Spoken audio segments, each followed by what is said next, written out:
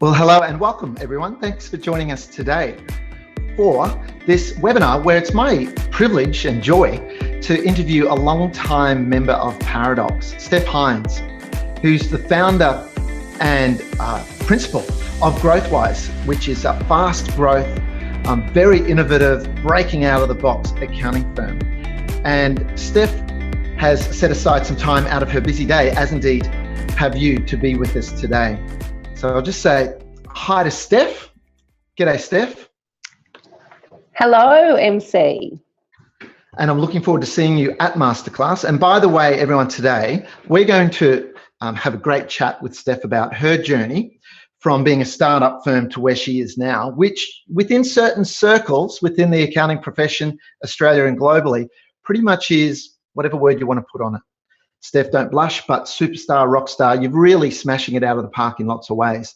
So today we're going to talk to Steph about her journey and also share with you the details about our upcoming masterclass, which is in 2.5 weeks. So you'll see the details on screen about masterclass as we go. But first, Steph, I'm not going to assume that everyone knows who you are. Plenty of people who are with us may well. But just tell us a little bit about your firm in terms of where you are, the size, revenue, types of clients you serve. So we are in the best place in the entire world, being Newcastle in Australia. Everyone should want to move here because it's amazing. Basically, we're Growthwise. I started the business 7.5 years ago now, which is very scary when you think about it. There were 3 of us. So Alan, Christy and myself, and Alan and I had worked together for 10 years at the time, and Christy had been with me for 4 years. So it was a big plunge. We are now 12 in the team, so just slightly bigger than we were 7 years ago. Yeah. And we basically serve the SME client. So the small business client who really, really want to grow their business and really want to succeed in whatever form that means to them. And what revenue, annual revenue, are you tracking out at the moment? So just over 2 million at the moment. 2 million, sole practitioner, 12 staff. And what's the mix between chargeable and non-chargeable staff within that 12? Well, this is an interesting question because every single person in our team charges. We do have 2 what you would class as administrators who literally help put working papers together for clients, help do zero support in some instances, and literally can fill in to do whatever we need them to do. So admin, but not probably your traditional administrators. Okay. And we have 2 bookkeepers, and everyone else other than one of our tech guys is a fully qualified accountant. Okay, so a distinction there in that support or admin for you does not mean non-chargeable. Everyone's chargeable. Correct. So that's obviously a very productive, efficient firm, and we'll talk about that a little bit more. But Steph, what was the trigger for you when you were in another firm and you decided, that's it, I'm going to start up on my own? You know, what was the inspiration? What did you want to build or do differently? So I had an ethical issue with the people who owned the business. There were a bunch of lawyers and a bunch of other people who actually owned the business I was working for. And I had a huge ethical issue that made me quit on the spot and realised that I didn't want to be involved in that, and we wanted to do something different to help people as opposed to, in my terms, not really help them at all. Okay, I don't recommend that, by the way. Don't quit everything on the spot with no plan when you have a mortgage and you're single. Not a great idea. Well, there you go. I was waiting for you to paint the picture of the vision that you had. You jumped ship from something you didn't agree with ethically, and there you were. And I remember, how did we first cross paths? Can you recount that? It was at ATSA. So the what was supposed to be the technology event for accountants of the year quite a few years ago. So it literally was 7 years ago, I think, that we met in person, and I'd seen you speak prior to that as well. Okay, and I recall at that, for those of you who don't know, ATSA in Australia, annual conference called the Accountants Technology Showcase Australia, I believe, and I spoke about, it was 20 or 25 cloud-based marketing apps your firm should be using. And I've referred often to that presentation because certain people ridiculed me afterwards saying, what are you talking about? Why does an accountant need a blog? Why does an accountant need to use social media? So that was interesting. But I remember after the presentation, meeting you, Steph, and you were just on it. Your eyes were just beaming. You know, you're naturally enthusiastic, and you could see where all of this was headed, even though you were absolutely embryonic. So when we first started working together properly then, where was your firm at? Because I just want everyone to realize sometimes when someone sees a successful business, they think, oh, you know, so-called overnight success. But just, you know, what did things look like day to day in Growthwise in those early days when we first started working together? So we've been going for just over 6 months. We had 0 clients, like none, not one client when we originally first started in business. 3 mouths to feed, which is always fun. So we'd fumbled our way through getting in new clients. I hadn't taken $1 in wages out of the business for that entire amount of time. And I'd budgeted that I should be able to survive off cheese sandwiches for 12 months. So it was coming to the pointy end of okay, we really need to get this machine cranking on a much faster scale than what we were previously, because we'd just been doing all of our own marketing. And there's one thing that I don't lack, and that's ideas. And the issue being on your own in terms of business and not really knowing what to focus on first is that you have all of these ideas, and which one do you start with? So it's like a feeling of paralysis analysis. You don't know what you should be concentrating on first. So I was literally concentrating on everything, which was definitely the wrong way of doing stuff. And luckily you came along and we sat down and nutted out a plan of attack for who we were going to actually concentrate on targeting and why we wanted to do that, and all the general things that you know you should do in business, but you just need someone else to pressure you and force you into making that decision to do. I remember I was really stunned at the time on 2 levels when you first started going through what was the Client Share Academy, now known as the Modern Marketing Academy, and module 1 being all about strategy. So we call it your radar as a component of the marketing machine. And you and Alan and Christy, your founding team, had brainstormed a whole bunch of ideas prior, and you shared with us that you had over, I think it was over 100 ideas. And there was over 100. I was so impressed. And I said, wow. Hang on, you guys are accountants. What are you talking about? And I said, how does that make you feel? And you just went, paralysed, which surprised me. I thought you were going to say, you know, I'm fired up about implementing. But, you know, without focus, there can really be no effective action day to day, week to week, can there? Nope.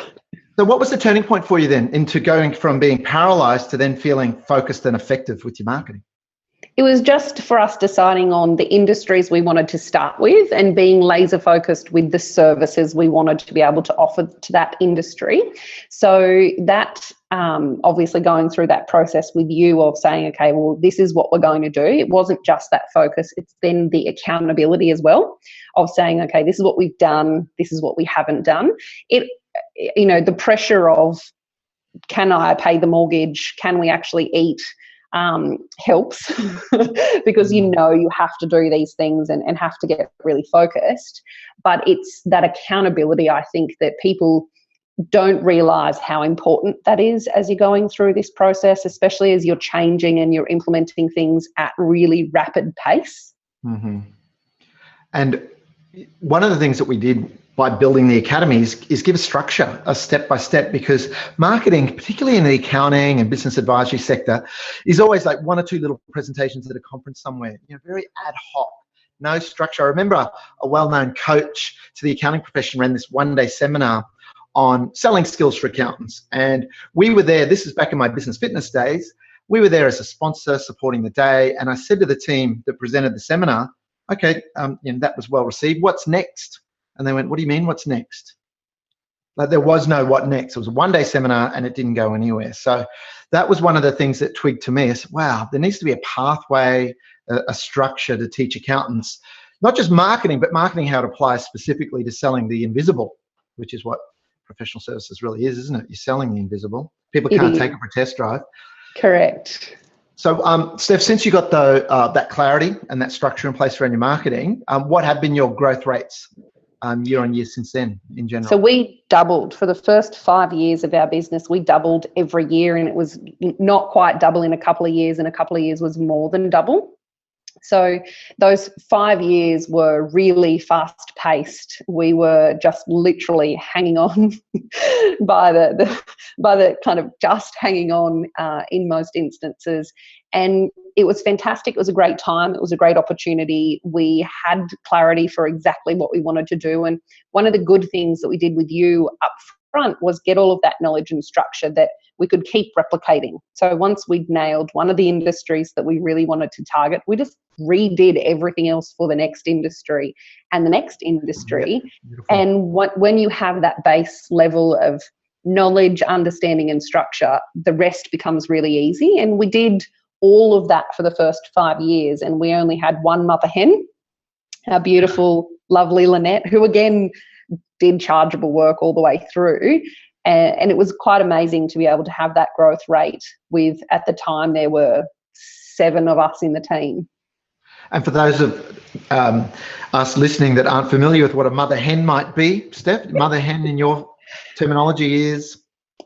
Someone who literally is your mum and makes you do what you're supposed to do, but also jumps in and is jack of all trades to do whatever we need to be done for a business as well. So Paul and Annette did everything from make us eat at times when, we were too busy to worry about that simplistic thing, all the way through to helping our clients understand Xero and helping our clients with everything in between, including, I think she even set some people up with email addresses and stuff, which was amazing. So she really was the true traditional mother hen.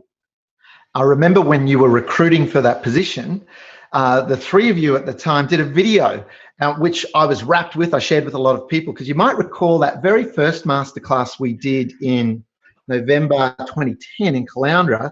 You did a road trip. The 3 of you drove from Newcastle, I recall. You were tweeting and Twitter as you went, drove up to Caloundra.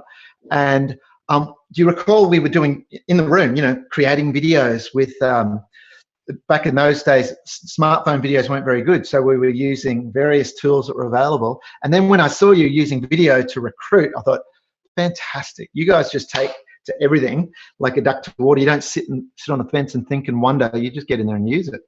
So that was very innovative. How did that work for you compared to a traditional way of recruiting? We had hundreds and hundreds of applications for that one position. We did not pay any money. We did not do anything other than via Twitter and via Facebook at the time, tell our friends that we literally had this position available.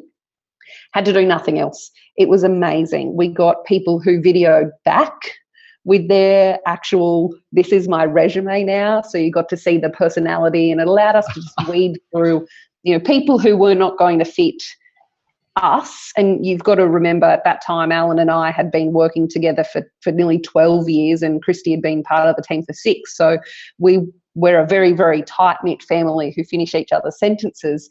It was really important that the person actually was going to fit. So it was a great recruitment tool. And I think, the video now, looking back, I just shake my head and say, what was I thinking? How could we have actually let that go up? It was terrible, but it worked perfectly. It was authentic. It was you, and it worked.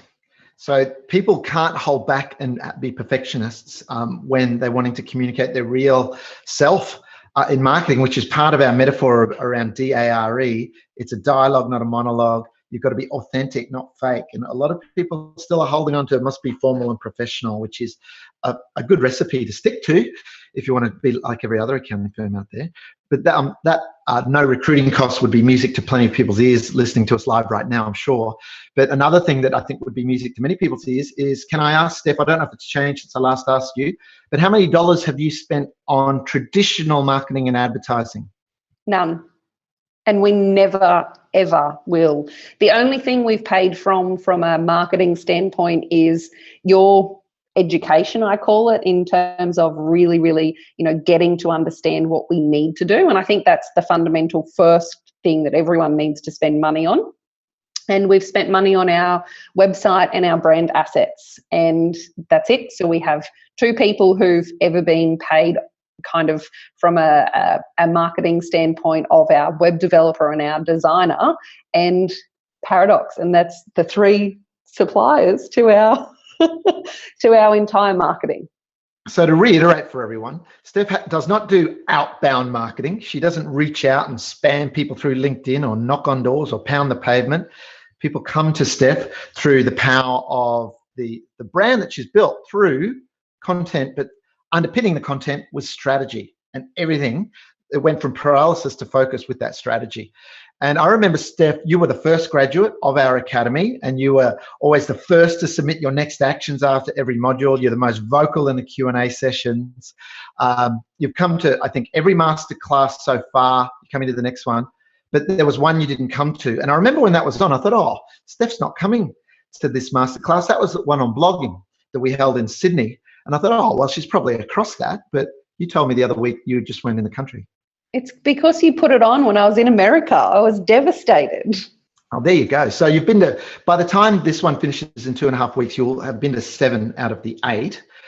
Now, this is someone who, if you're not already aware, now presents on how to market accounting firms. Steph, you spoke at Xerocon South. So that was the recent Australian national conference for Xero. How did that go?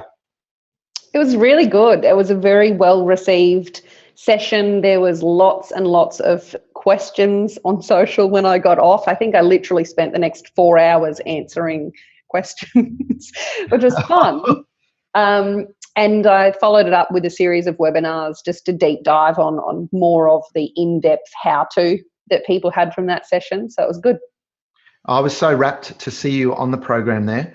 And I recall you were Xero Partner of the Year, I think a year or so after you graduated from the academy. So that was the accounting partner of the year for Xero in Australia. We were a long time away. Let's switch, if we could, Steph, to another topic that is the other coin, because clearly marketing generates demand, whether it's attracting new clients or doing more with your existing clients. But you've got to have capacity to deliver, and our passion is helping firms deliver the future-focused advisory services.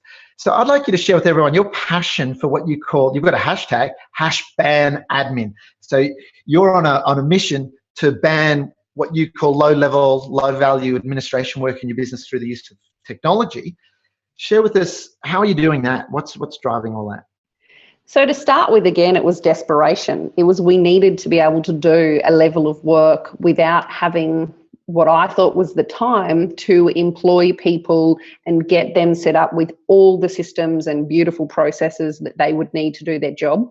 And I didn't want to have to go down the outsourcing path. So I thought, well, okay, what's the alternative? And the alternative is to ban admin. It's to get rid of all of the things that people had to do as non-chargeable or that people were outsourcing. And I now do this with our clients in that, do you really need to hire or can you actually be more efficient? And that's what ban admin is all about. It's what do you do in your day that you can literally eliminate, automate, or delegate? And what are you doing that technology could solve that problem? Not so that you're just getting rid of it, but so that you can provide a much better service for people because it's consistent and you know that you are doing these certain things and you know that there are other people doing this stuff, but for the rest of it, it's just all automated. So what are some of your favorite apps or tools that have helped you become more efficient and eliminate, for example, you and I both share the passion that if you ever see anyone typing data into an app, you've got to think, why? Because at some point upstream, that was probably entered by the prospective client or client earlier on, like on your website, for example. So what are some of your favorite tools, or what might be the flow of data through apps from a prospective client who comes through your website, etc.?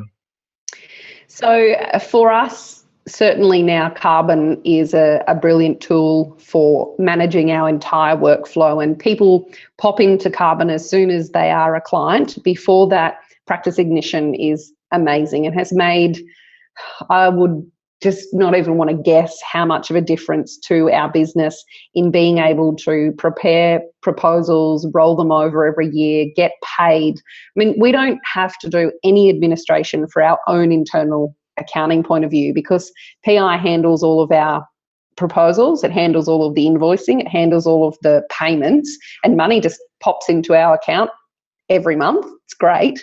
And from the other side of things, we've been using Shoeboxed in our own business for the last 6 and a bit years, and most of our clients have, and we just have everything automated. Every invoice that gets sent to accounts Every single time we need to pay a bill, it's automatically from shoeboxed into zero, and payroll takes less than 3 minutes every week, and we click another button from an ABA file and we've paid all of our bills. So the traditional administration of a business we don't have. And from a tools perspective, we cannot live without Slack, we cannot live without Carbon, and we cannot live without Practice Ignition. I think Xero is just you have to have it. It's just amazing. I don't know how people did accounting without it. It's almost a given these days. It is. But it's about templating everything. So we template spotlight reports for our clients because we want a lot of other information and data that might pop in from counter or vend or other parts. So we create little templates that will auto import all of that information and then auto spit out the reports we want on the other end as well. So I have a rule every day. Everyone has to have come up with at least one thing in the business that we need to eliminate, automate, or delegate. So one thing that we're banning admin from, and if they don't, they'll be fired. So it's a formal warning if you don't have something on a daily basis that you should have done, that we could have done better. And some of the things that the guys come up with, we can't solve today. They're unsolvable at the moment, but we can talk to our software providers to get stuff happening. And it's amazing. You don't need to hire. You then just need to automate. And even though you're super high tech, propeller head, you do that with, I believe, coloured post-it notes on a wall? So we do. So the collection of data is automated. So we use a system called GEL, Jell, that of course feeds back into Slack so that it's all there. And then we pick the things that we want to work on. So they all go on our sticky note wall, and we then see those and pick the most important to be worked on at all times. And we now have a person who works 4 days. So most of our 12 aren't full-time. We have a person who works 4 days who's our techie. His job is to pick those sticky notes off the wall, have a discussion with us about how it needs to look, and solve those problems. Okay, brilliant. And for those who are unfamiliar with some of those apps, Carbon is spelled with a K, not a C at the front. And it's a brilliant tool in that it's a shared inbox for starters. Get rid of all those email inboxes, which are silos, and you don't really know who's communicating with what, how responsive people are being, but it's so much more than that. It's workflow, it's templates, it's checklists, it's managing stuff. And Practice Ignition is a beautiful tool. For those of you who are interested in looking into that a little bit more, apart from Googling it, we have a recording on our YouTube channel, youtube.com/PracticeParadox, where we interviewed Ben Walker from Inspire.com about where Practice Ignition fits into their sales process. But you've got to love a tool that can help you price and scope, do the proposals, and when someone accepts, it can flow straight into your workflow setup without anyone in your firm lifting a finger. So, these days, by the time a prospective client comes to the website and enters contact us, that should flow straight in the CRM. They end up straight up on the email newsletter system. Then they have a web meeting. The data's already in your CRM, flows through to Practice Ignition, flows through to Xero and XPM. You guys haven't done any typing. Typing's for monkeys. Anyway, we could talk about that topic all day. Just while we're on screen with this screenshot, I'm just rotating different screenshots for people as we go. One of the things I remember at the second masterclass where I shared that the concept of don't just build a client base, but look to build a community, a tribe, to quote Seth Godin. And you raised eyebrows at the time. I remember you twigged to it. And since then, you've built education into your service offerings. Do you want to share with everyone how this L-platers, P-platers, Black Ops works, and where the services that you do for people and the education where you're teaching and leading all come together and the results that people are seeing now? So this stemmed from the fact that there's so-called business coaches for small businesses, and they're costly, and I don't believe they, for the most part, so a very generalisation here, I don't believe they provide the underlying education that's needed for business owners to make those really good decisions ongoing, or to have that base level so that they at least know what they need to be asking and discussing. So everything that I found was overpriced, it wasn't structured, it wasn't consistent, and I was getting asked so many of the same questions from the business owners we were dealing with that, again, in my quest to be an admin, I was trying to find a solution that would help everyone at once. So I came up with this idea of ill-platers, so people who were supposed to be starting out in business, and we would give them all the education that they needed over a 12-month period in a group setting, so they could feel included and they could feel like there were other people who were having issues or the same issues as what they were. And this would be our introduction for people who were starting out in business. And I very quickly learned that people who had been in business for 20 years still didn't understand the fundamentals. And in L-Platers, I go through everything from understanding why you're in business in the first place, to understanding your numbers, to sales, marketing, strategy, risk assessment, and we literally cover the basics for business to end up with a really good strategy for the next 12 months. And I was just going to start with L-Platers, and that was going to be it. And then when our first group basically got through L-Platers, they all wanted to keep going. So I then designed P-Platers, which was the same in terms of group setting, 12 months, and a whole host of content for them. And we met in the office again. And when those guys got through the end of P-Platers, they wanted to keep going. So I did P-Platers version 2. So P-Platers ended up being 2 years, and then everyone graduates to Black Ops. And we found that some people in the beginning thought they didn't need the education component and just wanted to go straight to Black Ops, because as part of this process, we do spotlight reporting for them, and we do quarterly appointments, and we're holding them accountable, and we're helping them with their strategies, their actions, and for the most part in Black Ops, really sitting as their CEO and everything in between, making those decisions. And the big learning for me has been that our guys who went through L-Platers and P-Platers, who've done that education base and really, really worked on their business in a structured format for 3 years, are doing way better than our guys who started off in Black Ops. Wow. Because the education and the learning and the structure of working on your business every month without fail for 3 years it's amazing. You can't replace that at all.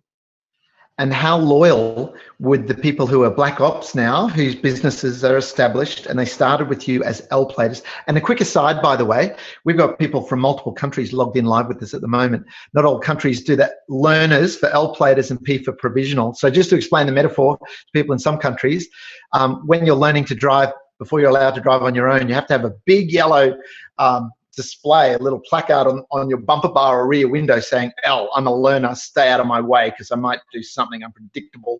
And even when you do get your license in Australia for a year, depending on the state, I believe the P is for provisional, meaning I'm just learning to drive still, but I'm allowed to drive on my own. But still, if I were you, I'd keep your distance. But for you, the progression is those first 3. Self-managed super funds on the right is another service area. So the people that started at Black Ops, you said, I'm already experienced, I don't need to go through this, don't have as solid a businesses now as the people who've come through and got the foundation right through your L-Platers, your beginners, and then through your P-Platers, your growth, educational support.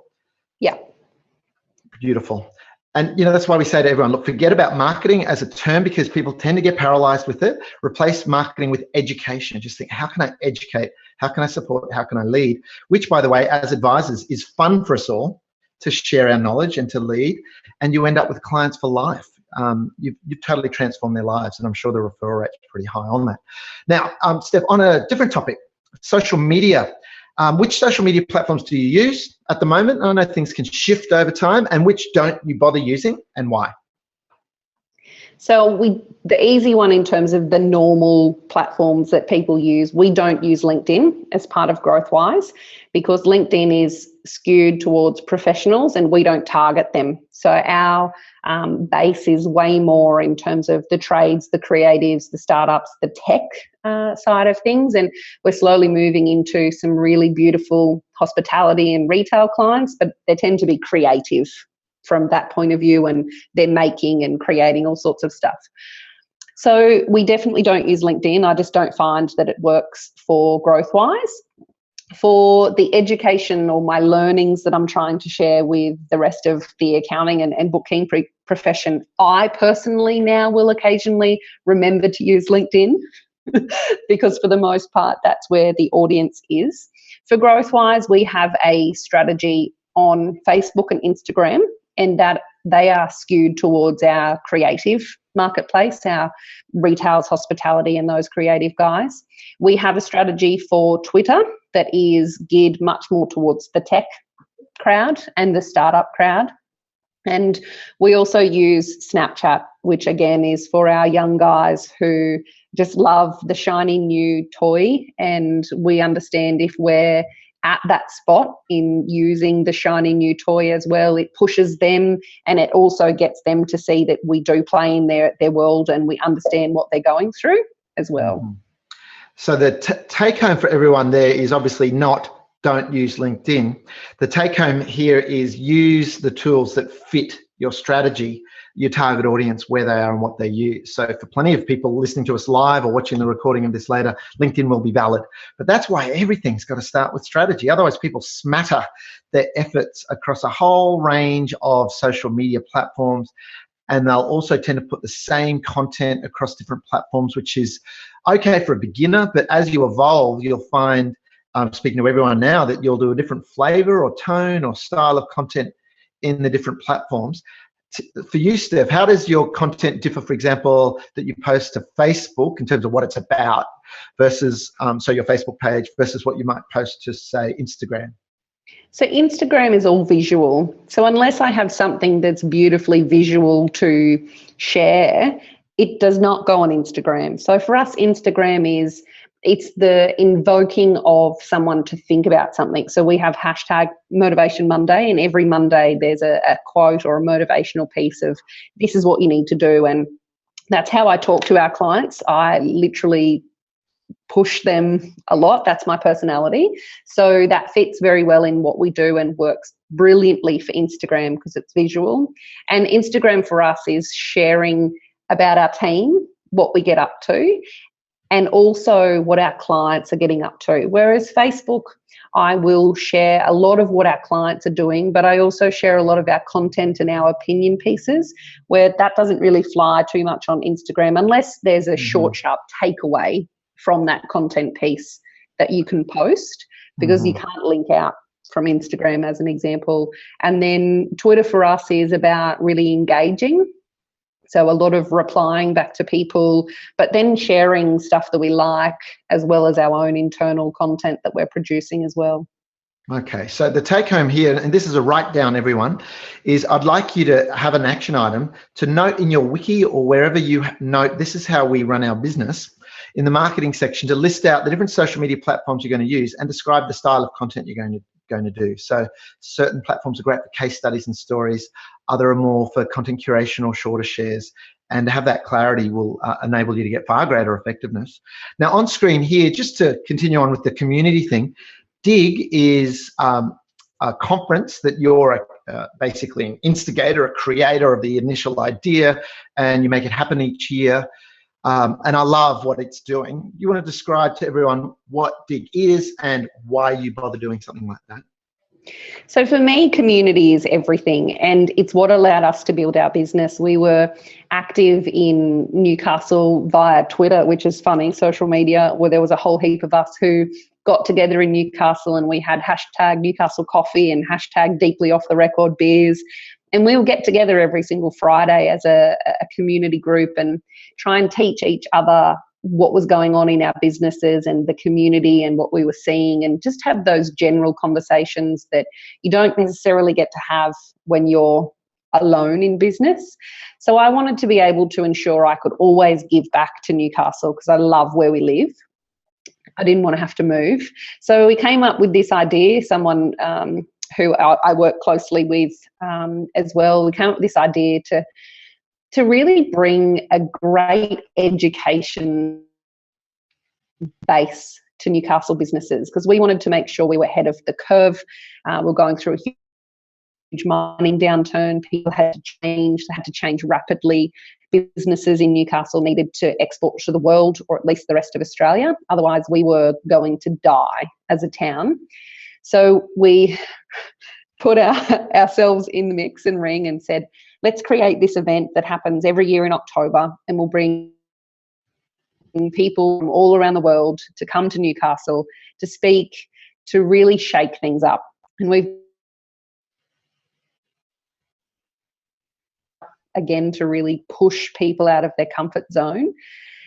And it's 2 days of content that will really make you think about your business, but also give you some great practical ideas. And this costs us an enormous amount of money to run every year, but it's something that we will never give up, because the output of what happens in our community and what happens with people is amazing. And I'm really proud to say now we actually have every year, for the last 3 years at least, had more than 40% of our audience not from Newcastle. Wow. So people are flying in from around Australia and overseas to come to dig. And, you know, this is a beautiful example, everyone, of community on an ambitious scale. It's a big event, multi-day event, a lot of collaboration and organisation required to make this happen, clearly. But, you know, it's a fit with your tribe and your brand and your vibe, because it's about what's happening, where are things headed, the future. And that's a core part really of your brand personality and basically what you care about as a person and as a team anyway. So that's beautiful. Now, what would you say, Steph, over the years, if you look back over the last 7 years, what have been the major ahas, 2 or 3 ahas that when you look back on them, you go, right, they were turning points and they're the reason why we've continued to double revenue year on year, 5 years running? The first one is that you need help. So I think, and that's what I learned when we initially had our first half-day session together, you can learn as much as you possibly can from the internet and from conferences and from everywhere known to mankind. But unless you have someone who can help you with that structure, who can challenge your thinking for what you want to do first versus second, etc., you're just not going to be as good. And that's been my first aha moment. And it's really dumb, because that's what we tell our clients all the time, right? When they're held accountable, when we're pushing them, they do so much better. But for a lot of accountants, they don't have that person externally or even internally that's doing that for them. So that was my biggest and first aha moment in business by a long way. The second thing for me is about having structure. So you have to, as a business owner, if you want to wear multiple hats, be structured. And I'm not that person naturally. I love shiny new things, distractions. So in business, that was a huge learning curve for me, that you really do need to be structured. And it flows with the first part, get someone who can help you to do that. But it's so important for your business to have that structure along the way. And I think my third aha moment is it's all around the fact that people don't actually know a lot. And we take for granted how much we know just as normal accountants. And if we're dealing with a small business market, they don't have that education because it's missing.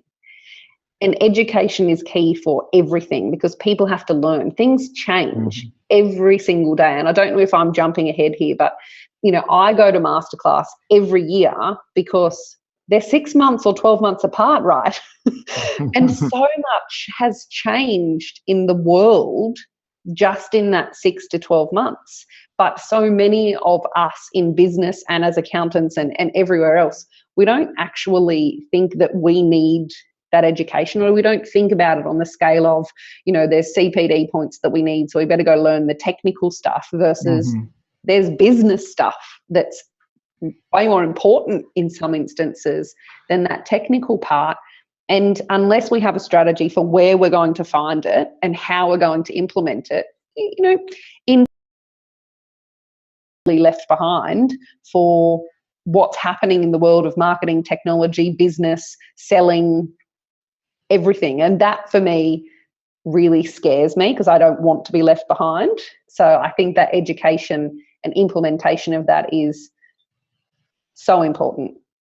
I remember once, Steph, over a beer at our beer storming at one of the masterclasses, you shared that PARADOX is the only advisors, coaches, consultants, whatever you want to call someone who guides and educates, the only one within the accounting profession that you use.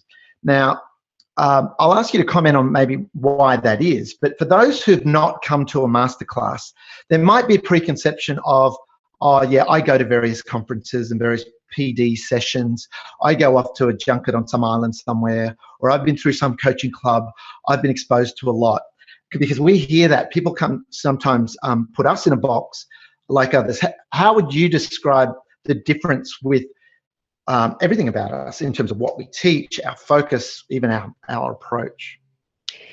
So you're the only people in the entire To the Accountant's world who focus. There are so many people who, you can go to a conference and you can go to a supposed session on marketing 1 minute, and then you're going to an app session the next minute, and the next minute you're going to a CGT. Like, how does one's brain flip from, okay, learning technical CGT stuff to creative marketing? I don't understand how someone's brain actually flips in the space of a 15-minute break from one of those things to the other.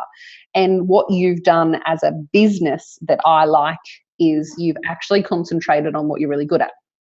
So if you're a business owner and you're trying to grow your accounting business, or you're the person inside an accounting business who is tasked with actually growing that business, it's your job to go and ensure you're not only learning everything that you need to be able to do that and improve, but that you're spending time in your business to implement that stuff as well.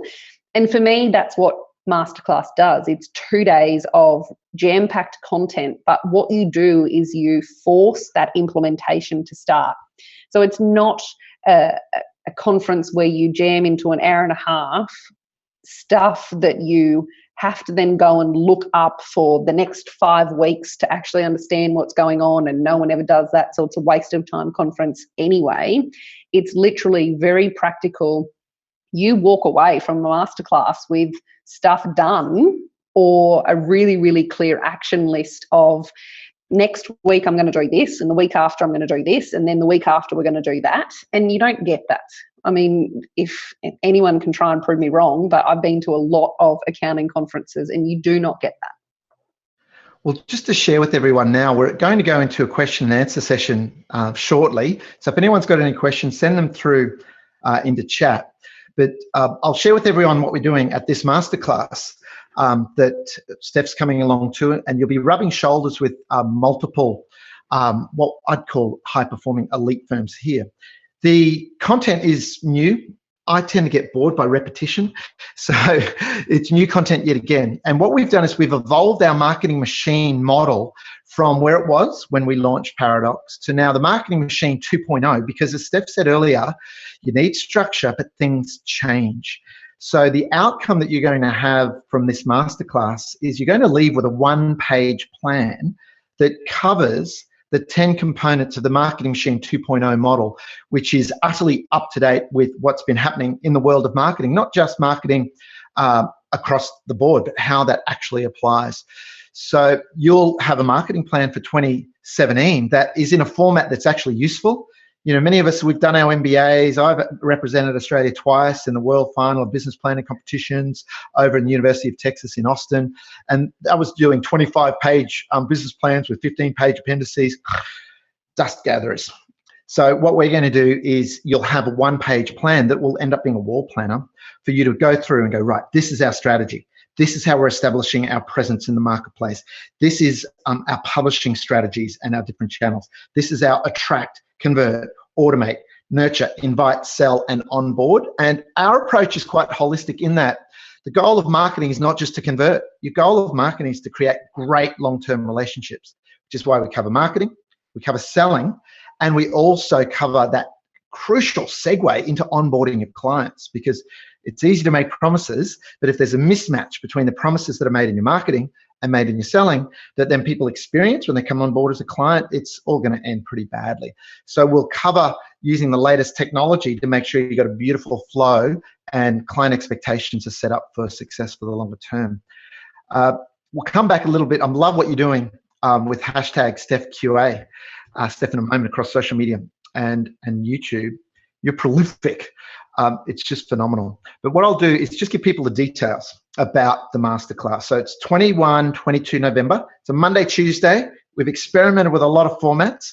Monday, Tuesday means if you want to make a weekend of it, come up early.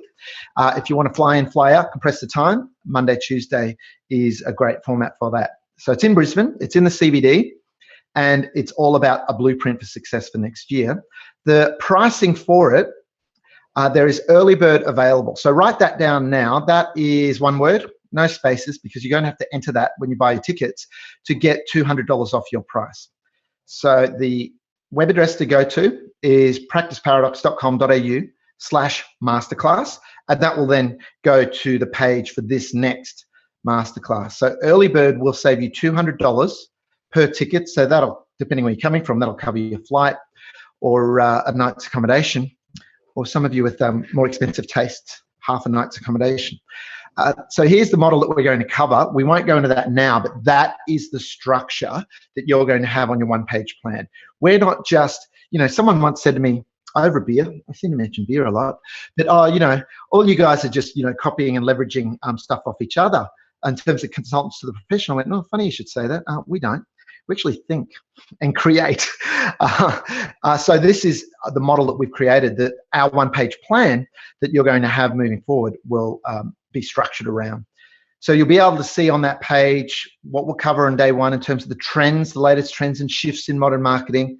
We'll explain that framework. We'll cover in more depth than what's already covered in the Modern Marketing Academy, the elements you need for a really solid strategy and business model moving forward.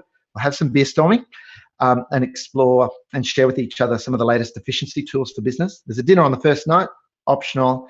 And then the next day, we're going to cover how do you actually attract and bring on clients using Marketing Machine 2.0. So if you're a member of PARADOX, which basically means you have a subscription with us, so you're in the Modern Marketing Academy, or you subscribe to our article service or our social media updates or our SEO, the tickets are $897, but you'll save $200 off that. If you're not a member of PARADOX, you'll save $200 off $997. So there's the details. I'll leave them on screen as we go to some questions.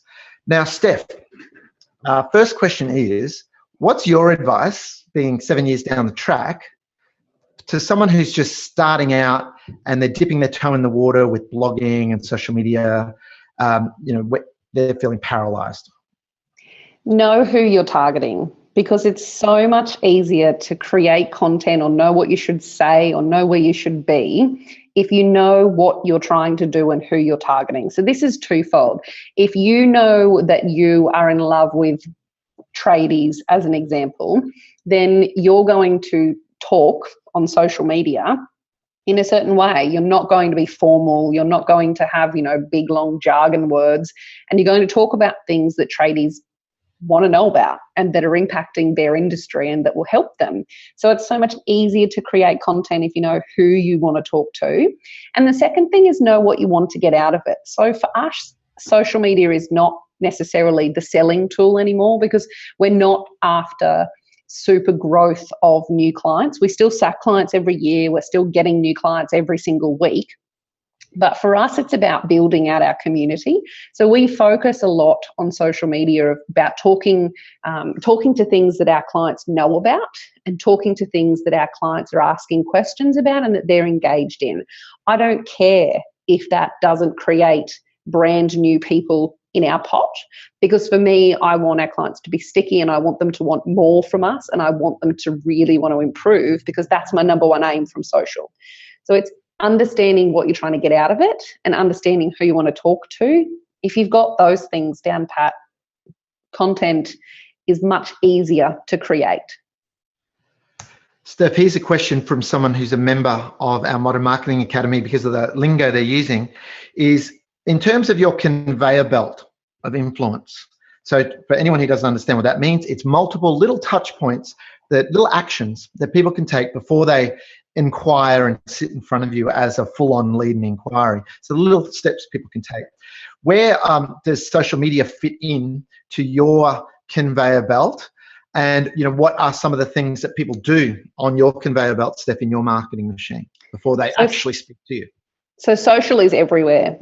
I think we did these stats before, 92% of our actual new clients who come in the door already know everything about us because they've been to Facebook, they've been to Instagram, they've read sometimes, unfortunately, multiple blog posts that we've already written before. So I'm an accountant, right? I'm not a salesperson. I have no sales training. I get sweaty palms when someone tells me I have to sell something. But people already know us before they walk in the door because we put so much of that out there. So I don't have to sell anything. I just have to be able to deliver on exactly what we can do for them. Simple. If anyone here is having meetings with prospective clients where they feel like they're having to explain what the firm's about, its history, its values, its mission, its vision, its service mix, that is a whole bunch of symptoms to say you don't have an educational, effective marketing machine. The job of that meeting with a client when you've got a marketing machine is pretty much, further getting to know them, further rapport building, and pretty much scoping and pricing. Would you agree with that, Steph? Definitely. And I think what social does for us is as soon as we get an inquiry, and we still get a lot through our website or people DM us or they Facebook Messenger us, I then have the opportunity to quickly jump on social and learn about them as well. So every single time a client even inquires, before we go back and have any meetings or any discussions, I'll spend 5 minutes just searching, stalking what they're about and what they're doing. So you already know the rapport's there, you can have a conversation, and they know that you're a human being who actually cares about them as well. You and I, we've been using Twitter, I think, since about somewhere in 2009, and people still ask this question. But a common question is, should I use social media or not? I hope for everyone listening to this, either live or recorded later, that you're beyond that. Because to me, that's a little bit like saying, should we use email or not? I'm not really sure. It's just a tool. It's just a different channel of communication. And at the very least, you can use it for market research, listening to the market, extending your referral network. But without a strategy, without a focus, without knowing who you want to attract, you're pretty much going to spin your wheels, waste your time, and do a common thing where people go along to a conference, some speaker's flown in from America or somewhere to say you should use this or that. Everyone goes back to their office and starts some sort of account, and then they lose momentum because they're thinking, why are we bothering with it? That's because you don't have the context of the social media. From our view, it will ultimately send targeted traffic to your website. People, when they're wanting to get to know you a bit further, what are some of the other things in your conveyor belt other than social media stuff, other forms of content or events that someone might experience along the way? So for us, it's events we do in Newcastle here. So we're active, very active for Newie Startups, 1804, Dig Festival, New Institute, like every single thing that's targeted towards small businesses in our market, we are there.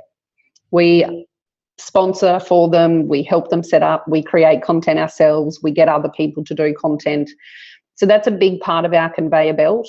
But most often than not, people come up to us on the night and say, I've read something that you've written, or I've seen you on Facebook, or I've seen you doing this. So again, that's a warm introduction. They get to see, oftentimes it'll be me speaking, so they'll see me in action. So I'm already more of that authoritative voice without needing to come through. And then from there, if they're not ready to pop into our pot, they're always going to be seeing what we're doing, and that will wear them down. Then they'll eventually pop in to our pot. So we have no other strategy other than to produce really good content to help our clients from that education perspective and potential new clients, to show what we can do and why we want to do it, and to do that both on social and in person at events. And for anyone listening that thinks, look, I know I should be doing blogging, I know I should be doing social media, but I don't know where to start, what to do. That's one of the things. I can spot a motherhood statement at about 100 yards. And it's usually one that doesn't describe any visible actions, anything that you can actually observe. So one of the things you'll get from us in Masterclass is the fact that we understand there are 3 elements to creating change. There's mindset, there's skills, and there are systems. So systems include tools. Tools on their own won't achieve anything for you. Having a Twitter account on its own won't achieve anything for you. However, it's great to know what those tools are, but you need to have them within the context of the skills of creating great content, and then upstream from that, the mindset of why we're doing this in the first place. And if your why is congruent with your passion for helping those that you serve, it's actually fun. And you'll never have to sell another day in your life. And you'll have people like you, Steph. One example that you shared in a Q&A session in the academy, or it might have been a webinar, a new client had just come on board with you, sitting in maybe even that room you're sitting now. She just signed up with you, full range of services.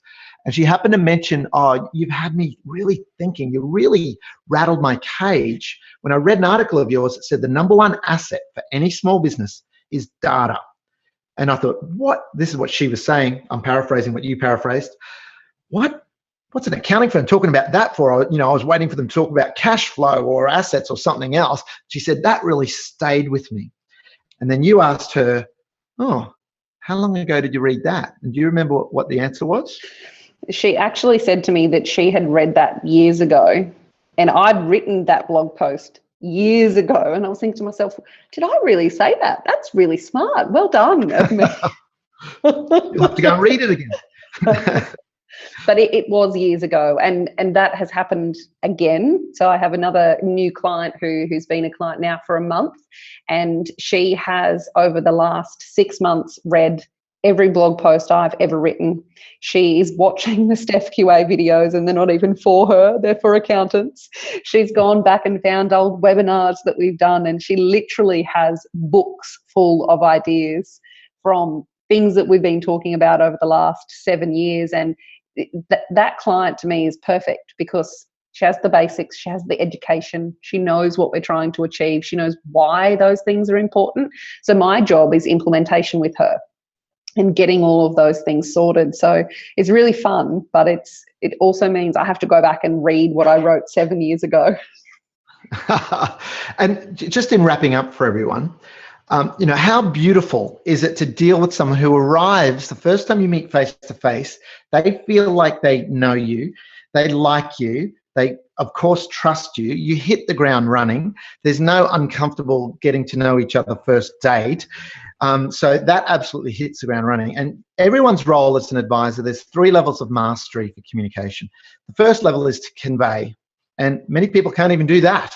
If a client leaves a meeting, you just fail and they're confused. You may have failed in actually explaining something, but convey is pretty much basic. We should all be able to do that. Next level up is to persuade. But the problem with persuasion is people say yes, but they are consciously aware and might think afterwards, yeah, they persuaded me to say yes on that. Whereas the pinnacle, the top level of communication mastery is influence. And influence feels like a shared joint decision that was made together, and it is. So it creates really high quality, long lasting relationships for advisory firms. So if you can join me and Steph and others at Masterclass in November in Brisbane, we would love to see you there. Steph, thanks so much for generously sharing your time today as living, breathing proof of our methodologies and strategies in action. Thanks so much. No problems at all. All right, enjoy the rest of your day, everyone. Look forward to seeing those of you who are taking action at Masterclass in November. Bye for now.